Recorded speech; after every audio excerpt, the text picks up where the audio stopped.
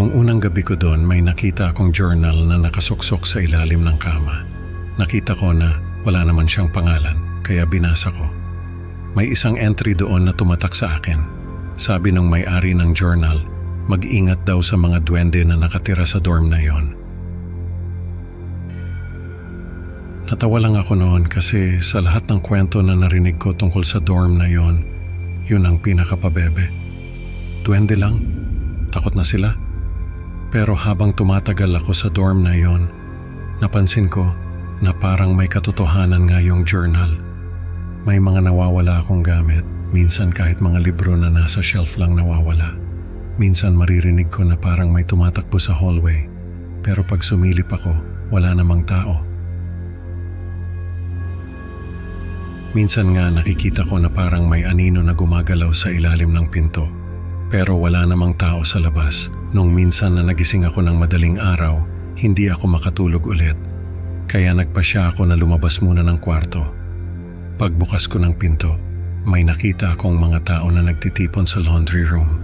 Hindi ko alam kung anong ginagawa nila doon, kaya lumapit ako. Pero nung makalapit ako, nakita ko na hindi mga tao ang nagtitipon doon. Mga maliliit na nilalang na may mahabang balbas at suot na mga sombrero, mga duwende. May isa sa kanila na may hawak na libro at tinataas-taas niya ito sa iba.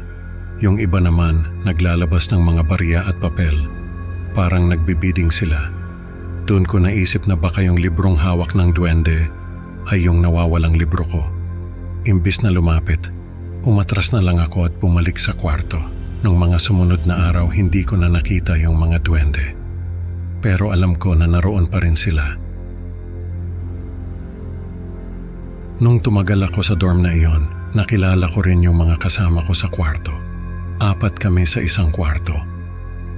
Tapos, ang pinakamatagal na roon ay si Kuya Jomar. 3 taon na raw siya sa dorm na iyon.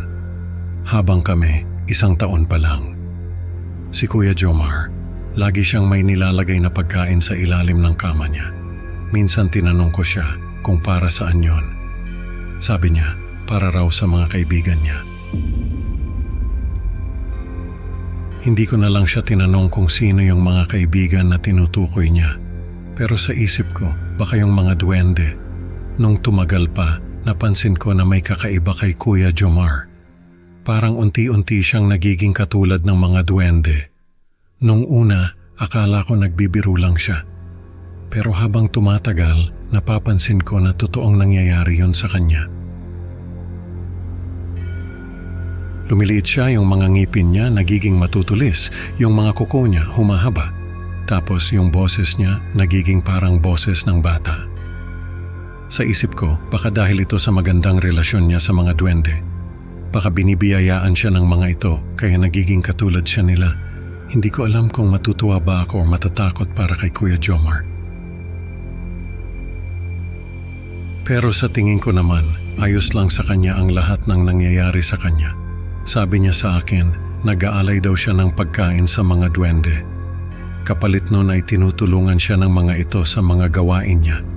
Minsan daw, kahit hindi na siya nag-aaral, ay pumapasa pa rin siya dahil ang mga duwende na ang gumagawa ng mga project at assignment niya. Nung tumagal pa, mas lumala pa yung mga pagbabago kay Kuya Jomar.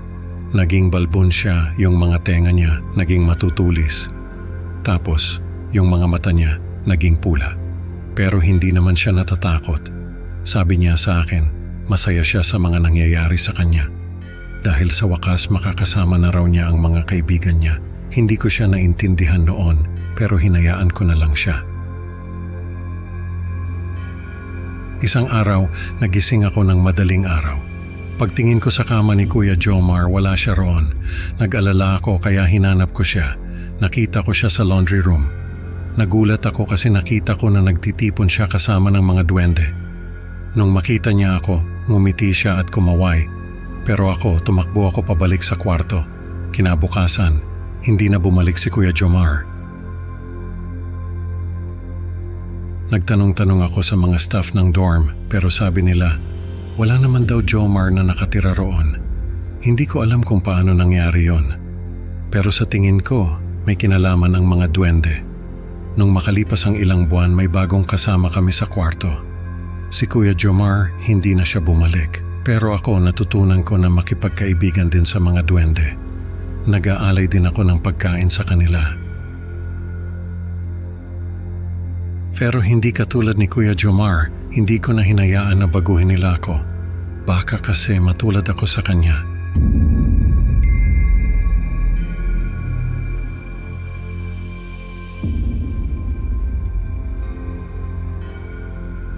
May bagong salta sa dorm na tinutuluyan namin ang nagkwento nito. Tawagin na lang natin siyang Gino. Nagulat daw siya noong unang araw niya sa dorm. Sinabihan agad siya ng mga kasama namin na huwag siyang pupunta sa likod ng dorm dahil may duwende raw doon. Natawa raw siya kasi akala niya nagbibiro lang yung mga kasama namin. Pero nung makailang ulit na siyang sinabihan ay na-curious na siya. Nagtanong siya kung ano bang meron sa likod ng dorm at kung bakit may duwende raw doon. Nagkuwento yung mga kasama namin at doon na nagsimula ang lahat. Naging interesado si Gino sa kwento ng duwende. Lagi raw niyang iniisip kung ano ba yung itsura ng duwende. Totoo bang may duwende? Ano bang ginagawa ng duwende sa likod ng dorm? Marami pa siyang tanong na naglalaro sa isip niya. Sa tuwing may oras daw siya, ay gumugugol siya ng oras para mag-isip tungkol sa duwende. Nagkaroon daw siya ng takot at pag-aalala na baka bigla siyang atakihin ng duwende. Pero sa kabila raw ng lahat ng iyon ay may hindi maipaliwanag na pagnanasa siyang pumunta sa likod ng dorm. Parang may tumatawag daw sa kanya. Isang hapon hindi na raw niya napigilan ang sarili niya. Dumaan siya sa likod ng dorm at nakita niya yung puno na sinasabi ng mga kasama namin. Nakatingin lang daw siya doon pero hindi siya lumapit.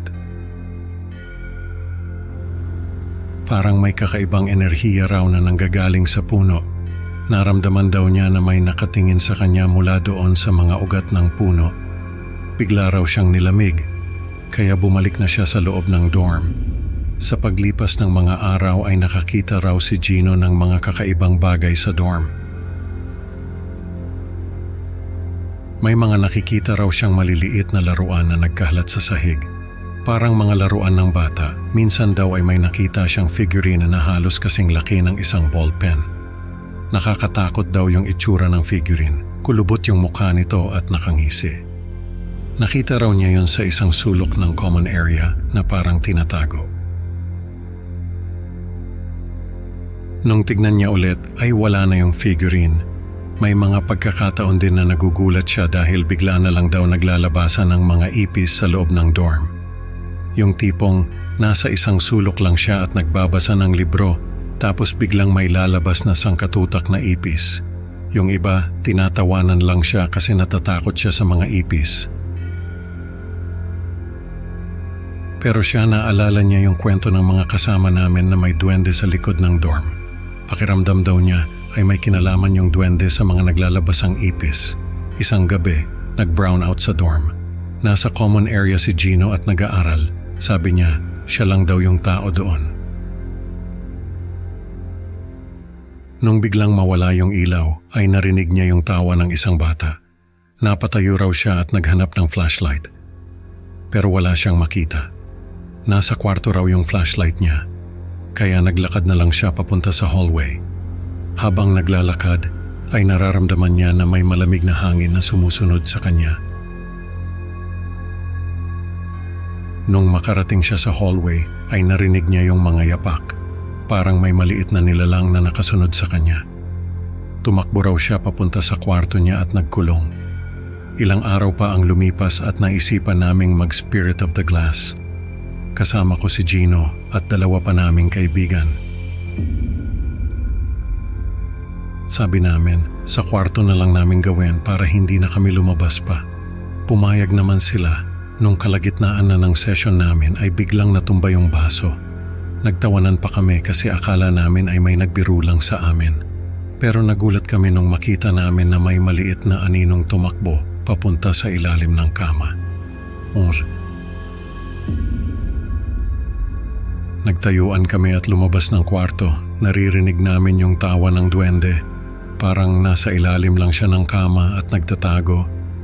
Pero habang tumatagal ay parang lumalapit yung tawa niya sa amin. Tumakbo kami palabas ng kwarto. Habang tumatakbo kami ay naririnig namin yung yapak ng duwende na parang hinahabol kami. Nung makalabas kami ay saka lang kami nakahinga ng maluwag. Akala namin ay tapos na ang lahat, pero nung bumalik kami sa kwarto ay nakita namin na may nakapatong na litrato sa kama. Litrato namin na 4 na may kasamang duwende. Nasa gitna namin yung duwende at nakangisi. Lahat kami ay takot na takot. Nung sumunod na mga araw ay lagi naming naririnig yung bulong at tawa ng duwende. Kahit nasa kwarto na kami ay naririnig pa rin namin yung tawa niya. Hanggang sa lumipat na ako ng dorm ay naririnig ko pa rin yung tawa ng duwende. Hanggang ngayon ay nararamdaman ko pa rin yung presensya ng duwende na yon. Lalo na kapag may bagong estudyante na tinutuluyan yung dorm namin at sinasabihan na may duwende sa likod ng dorm.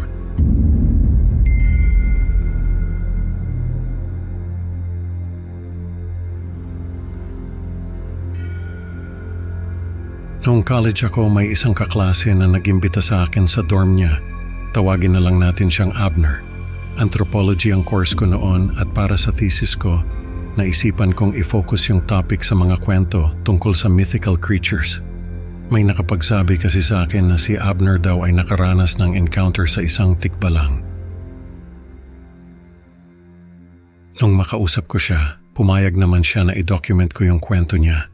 Kaya lang, ang kondisyon niya ay dapat daw sa dorm niya kami mag-usap. Pumayag naman ako. Pagdating namin sa dorm niya, pinaupo niya ako sa kama niya. Tapos nagsimula na siyang magkwento. Sabi niya, nung high school pa lang daw siya, may nakilala siyang albularyo na nagbigay sa kanya ng isang piraso ng buhok ng tikbalang. Bilang patunay ay pinakita niya sa akin yung buhok na nakalagay sa isang maliit na bote. Sa isip ko, parang ang labo naman ng kwento niya. Sabi ko, baka niloloko lang ako nito. Pero habang nagkukwento siya, ay pinakita niya sa akin yung mga sugat at peklat niya sa katawan. Sabi niya, dahil daw yun sa tikbalang na nakasagupa niya. Doon ako medyo nakumbinsi na baka totoo nga yung sinasabi niya. Pagkatapos niyang magkwento, ay nag-alok siya ng alak. Sabi niya bilang tanda raw ng pagkakaibigan namin ay dapat uminom kami. Hindi ko na tinanggihan kasi baka magalit pa siya. Nung makainom na ako, ay hindi ko na alam yung nangyari. Ang alam ko na lang ay nagising ako sa common area ng dorm. Nakagapos ako sa sahig, tapos wala akong saplot. Nagsisigaw ako noon pero wala raw nakakarinig sa akin. Tapos naalala ko yung inumin na binigay sa akin ni Abner. Sigurado ako na may nilagay siya doon na pampatulog. Siguro habang tulog ako ay ginapos niya ako. Nung nag-iisip ako kung paano makakawala sa mga tali, ay may narinig akong tunog ng kabayo. Nung lingunin ko yung pinanggagalingan ng tunog, ay nakita ko si Abner. Nakaluhod siya sa sahig tapos may mga kandilang nakapaligid sa kanya. Nagdarasal siya tapos may inaabot siya sa isang malaking nilalang na may ulo ng kabayo. Tikbalang. Ang tikbalang ay nakatingin sa akin, parang gusto niyang sugurin ako. Pero si Abner ay patuloy lang sa pagdarasal at pag-aalay ng kung ano man yung inaabot niya. Doon ko naisip na si Abner ay nagdarasal para sa akin. Inaalay niya ako sa tikbalang. Natakot ako noon. Hindi ko alam ang gagawin ko. Pero pinilit kong kumalma. Kailangan kong makaisip ng paraan para makatakas. Naalala ko yung mga turo sa akin ng mga magulang ko. Kapag daw naliligaw sa kagubatan dahil sa tikbalang, ay ang kailangan lang gawin ay baliktarin ang damit. Ginawa ko yon. Piniliktad ko yung damit ko. Tapos bigla na lang nawala yung mga tali na nakagapos sa akin. Tumayo ako. Tapos nakita ko si Abner na takot. Paulit-ulit siyang nagdarasal habang yung tikbalang ay papalapit sa kanya. Tumakbo ako palabas ng dorm. Hindi ko na alam kung anong nangyari kay Abner. Sa labas na ako naghintay ng umaga. Nakahubad ako noon, pero hindi ko na yun inisip. Nung umaga na, may nakakita sa akin ng mga dorm mates ni Abner. Dinala nila ako sa kwarto ko. Sabi nila, nakita raw nila si Abner na patay sa common area. Naputol raw yung ulo nito at nakasabit sa kisame. Tapos yung katawan niya ay nakaluhod sa sahig. Sabi ko sa kanila na kinuwento ko lang yung nangyari.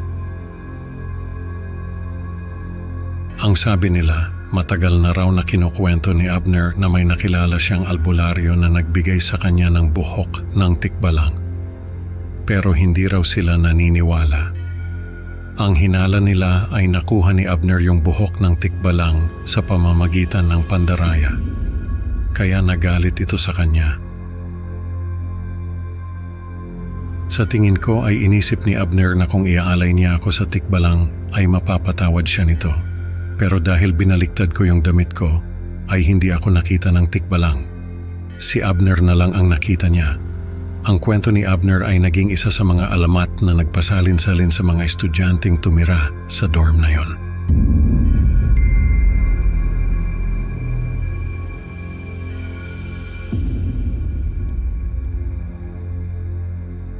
Ako po si Marco. Nung college ako, may naranasan akong nakakatakot sa dorm na tinirhan ko.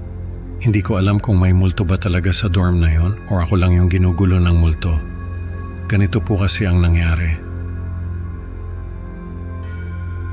Nung unang taon ko sa college, lumipat ako sa isang dorm na malapit sa school. Nung unang gabi ko doon, may napanaginipan ako. May nakikita akong puno na may malaking butas sa gitna. Paulit-ulit kong napapanaginipan yung puno na yon. Hindi ko maintindihan kung ano ba ang ibig sabihin ng panaginip ko. Hanggang sa isang gabi may nangyari. Sa panaginip ko naglalakad ako papunta doon sa puno. Pagdating ko doon, parang may humila sa akin papasok sa butas ng puno. Pagpasok ko doon, biglang nag-iba yung itsura ng paligid. Nakita ko yung sarili ko na nasa bakuran namin. May dalawang bata na naglalaro sa may gilid ng bakuran. Nakilala ko yung mga bata. Ako yon at yung kapatid kong si Marco. Bigla kong naalala yung eksaktong araw na yon. Nung araw na yon, naglalaro kami ni Marco sa may gilid ng bakuran. May nakita kaming punso, sinipa ko yon, tapos biglang umulan. Tumakbo kami ni Marco papasok sa bahay.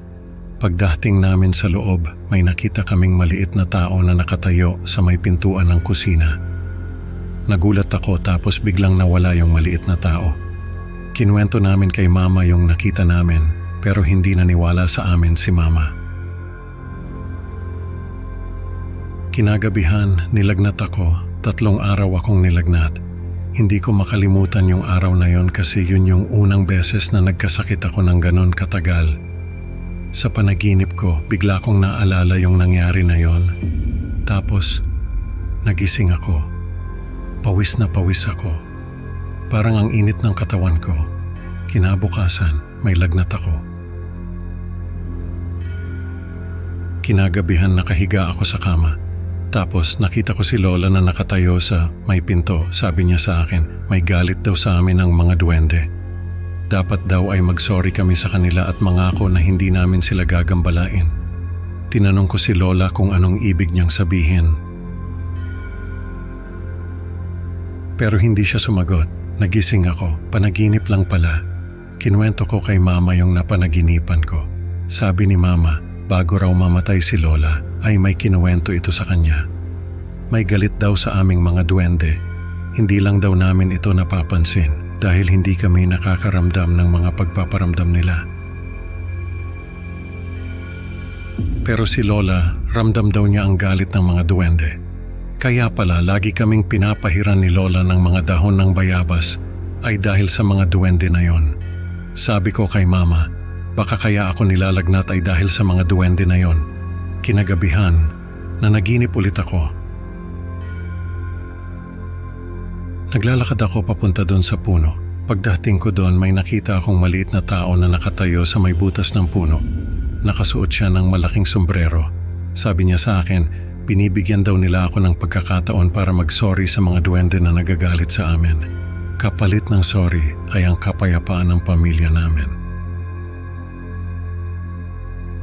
Nagising ako. Pawis na naman ako. Hindi ko alam kung ano ang gagawin ko. Mag-sorry ba ako sa mga duwende or hindi? Sabi kasi ni Mama, hindi naman kami nagagambala ng mga duwende na yon.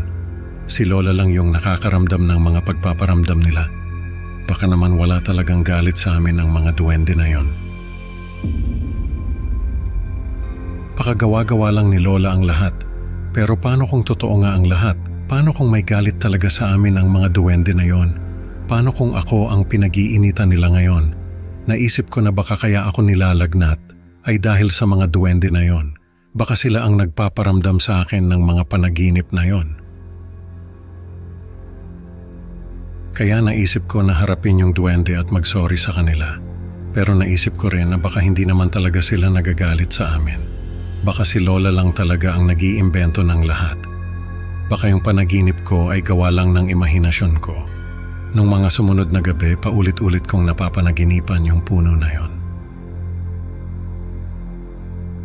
Paulit-ulit kong nakikita yung duwende na nakatayo sa may butas ng puno.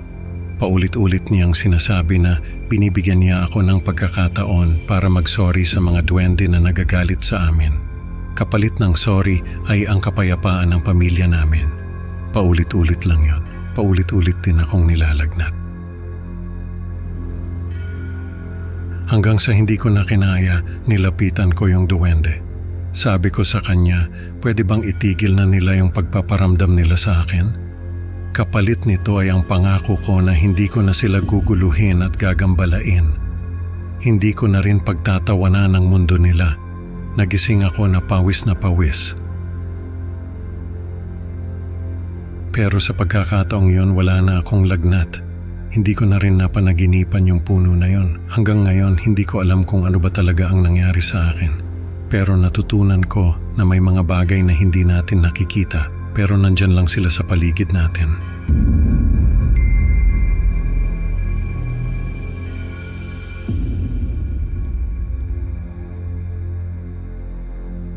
Ang pangalan ko po ay Ato. Sana po ay mapili ninyo ang kwento ko. Naranasan ko ito noong kolehiyo pa ako. Nakatira ako sa isang dormitoryo malapit sa school namin. Pagkatapos ng first semester, umuwi muna ako sa amin para magbakasyon. Pagbalik ko sa dorm, may napansin akong kakaiba. Parang may nagbago sa atmosfera ng lugar. Hindi ko maipaliwanag kung ano pero parang may mali. Yung tipong parang may mga matang nakatingin sa'yo kahit wala namang tao. May bagong lipat na estudyante. Tawagin na lang natin siyang June, tahimik lang siya at hindi nakikihalubilo sa iba. May napansin ako sa pinto ng kwarto niya. May mga nakaukit na simbolo. Hindi ko alam kung ano ang ibig sabihin ng mga simbolo na yon. Pero naisip ko na baka trip lang yon ni June. Nung unang gabi ko sa dorm, nagising ako ng hating gabi. May naririnig akong mga bulungan. Hindi ko alam kung saan nanggagaling yung mga bulungan pero hindi ako lumabas ng kwarto. Sa mga sumunod na araw, napansin ko na halos lahat ng estudyante sa dorm ay abala sa kung ano. Hindi ko alam kung ano ang pinagkakaabalahan nila pero parang may tinatago sila sa akin. Tapos, naririnig ko pa rin yung mga bulungan tuwing hating gabi. Nagtanong ako sa mga kakilala ko kung ano ang nangyayari pero hindi nila ako sinasagot. Ang sabi lang nila ay may ginagawa silang project at hindi nila ako pwedeng isama. Na-offend ako ng konti kasi parang nilalayuan nila ako. Pero naisip ko na baka nga may project sila na hindi ako kasali. Kaya hinayaan ko na lang sila. Isang gabi, nakita kong naglalabasan yung mga estudyante sa mga kwarto nila. Papunta sila sa kwarto ni June. Doon ko na-realize na doon pala nanggagaling yung mga bulungan na naririnig ko. Nagdududa na ako. Ano ba ang ginagawa nila sa kwarto ni June? Bakit hindi nila ako sinasama? Naisip ko na baka may ginagawa silang kalokohan doon at ayaw lang nilang madamay ako. Kaya hindi nila ako sinasama. Naisip ko rin na baka may pinagbabawal na gamot silang ginagamit doon. Kaya hindi nila ako sinasama kasi natatakot sila na baka isumbong ko sila.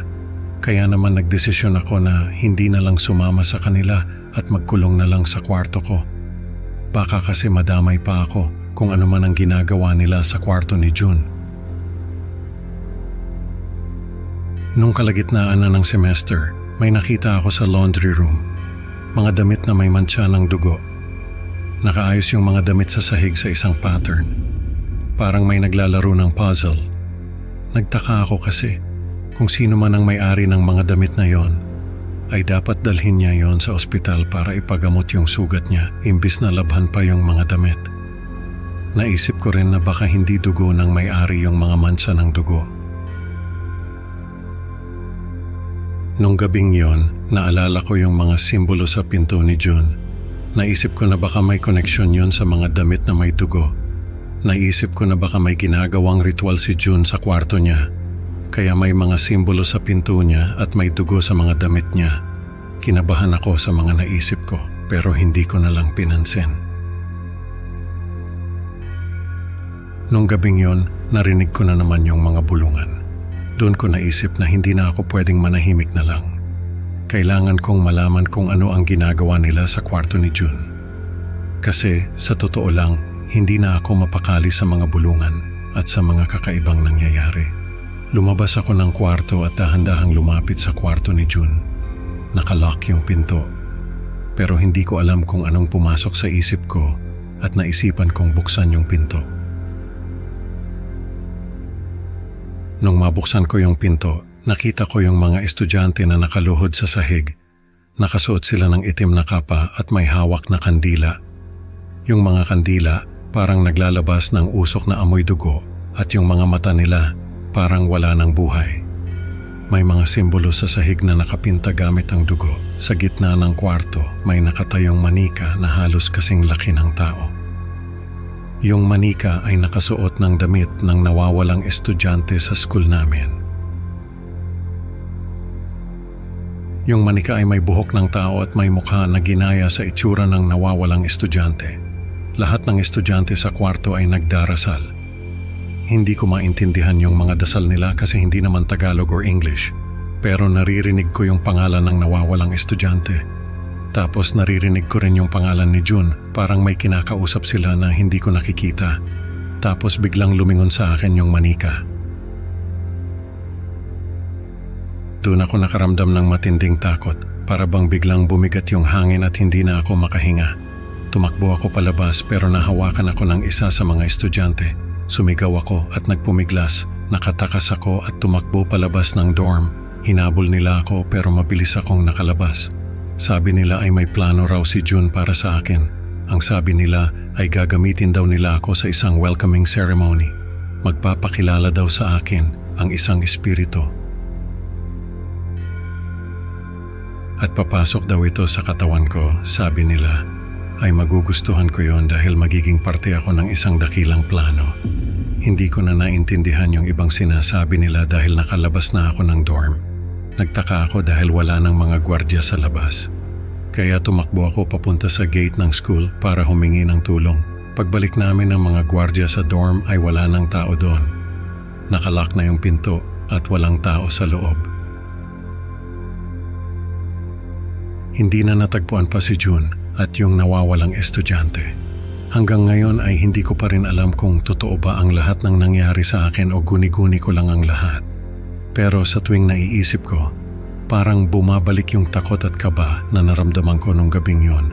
Pero tuwing naaalala ko yung mga ritual na ginagawa nila June sa kwarto niya, ay hindi ko mapigilan ang sarili ko na manginig sa takot.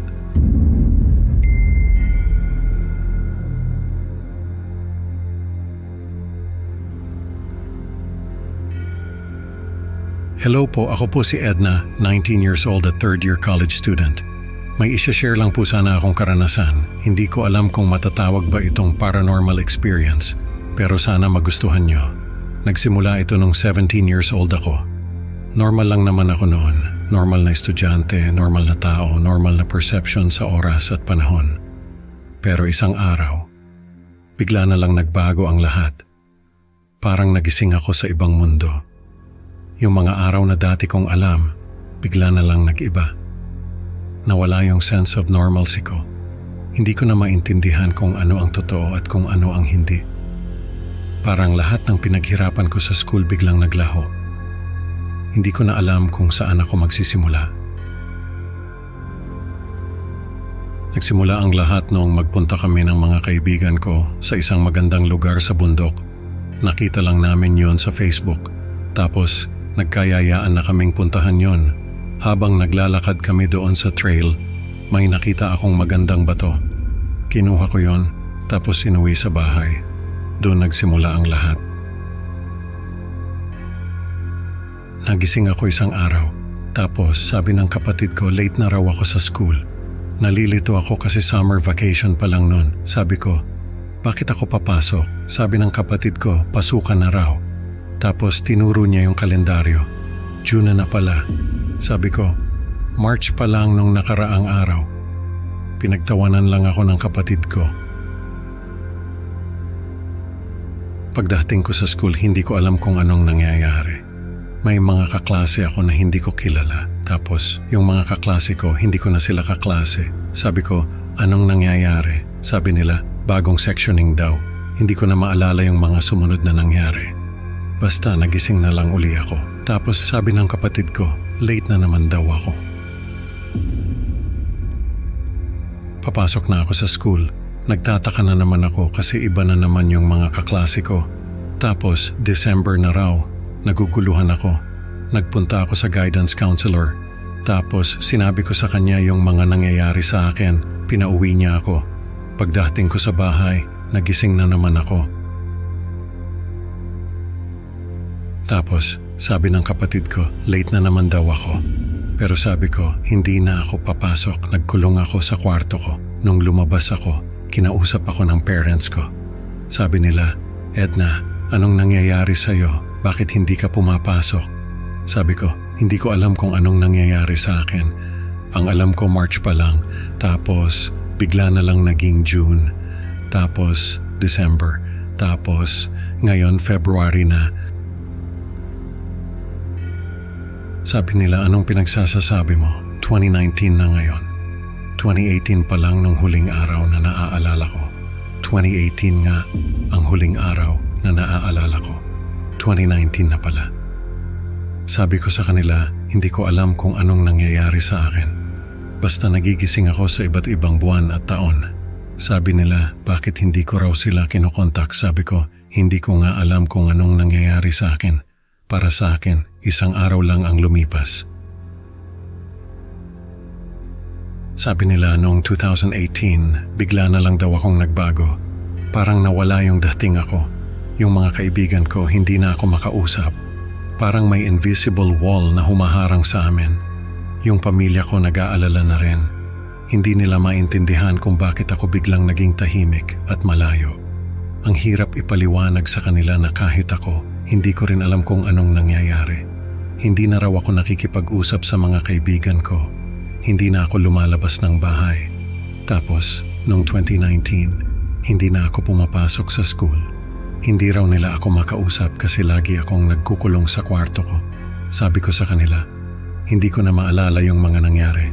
Tapos nagising uli ako, 2020 na. Doon ko na naisip na kailangan kong isulat lahat ng mga nangyayari sa akin. Kailangan kong ilista yung mga araw na nagigising ako. Kailangan kong i-document lahat para malaman ko kung ano ba talaga ang nangyayari sa akin. Ginawa ko yun. Napansin ko na may pattern pala yung mga paglipat ko sa panahon. Nagigising ako tuwing kabilugan ng buwan. Tapos, iba-ibang buwan at taon ang pinupuntahan ko. Nalaman ko rin na hindi lang pala sa future ako nakakapunta.